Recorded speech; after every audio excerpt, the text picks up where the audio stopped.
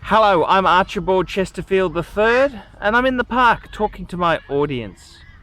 And today I want to say, have any of you fuckers out there thought about quitting collecting watches? And for the life of me, running the channel here, I've put so much money into the collection. I've gone for dress watches, I've gone for divers, GMT function pieces, chronographs, and it suddenly occurred to me: do any people out there go through a collection phase, and then you say, this is bullshit, this is real bullshit? Sell off your pieces, keep one or two pieces, and that's it. That's it. Have many people out there done that? And I admit, I've had phases in my life where I have had ups and downs, and I've had to sell off pieces. And it's always a bit sad when you have to sell off a collection. You look back later and say, oh, geez, I had a wonderful collection. And I really wanted to pose the question today: have many people in the audience there given up collecting, stopped it, just thrown it into the kibosh of life and said, that's it, I'm not going to have a collection anymore, I'm not going to have a super collection, I'm not going to have. And this is a very interesting predicament to be in. And we live in an expensive world. There's no more jobs for life.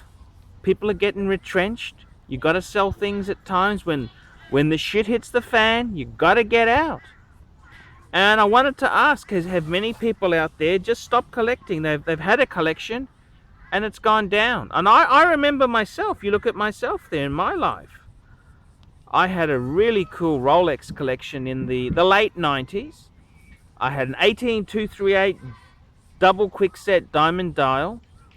I had a 16610 Submariner date steel.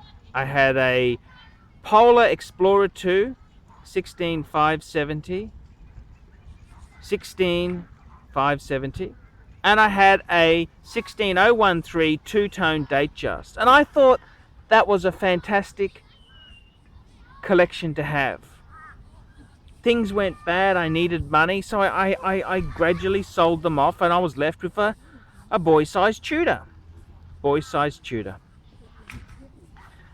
And yes, it's a very tricky thing.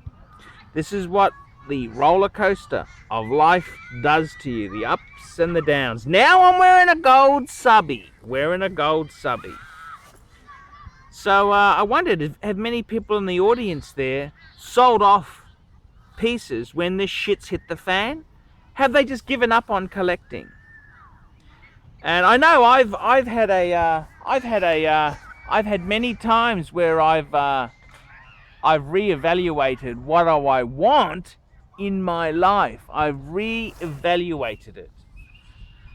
And sometimes it can be ugly. It's not nice to have to go back. But this is life. You've got to pay pipers.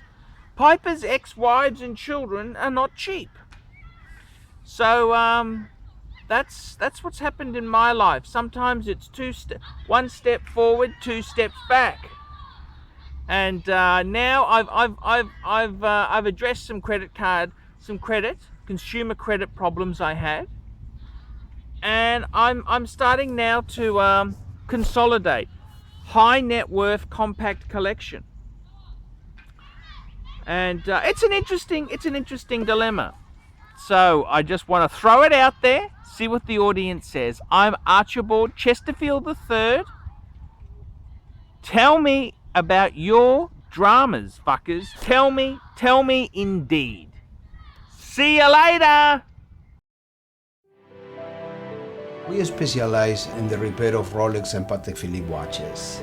We've been doing the same thing for more than 25 years. We have Rolex technicians certified by Rolex who actually used to work for the company for many years, like if we doing the work on the factory. We completely disassemble the watch and we put it to work like brand new condition. When you get a pre-owned watch, it's like if you're getting a brand new unit. The only difference is the money.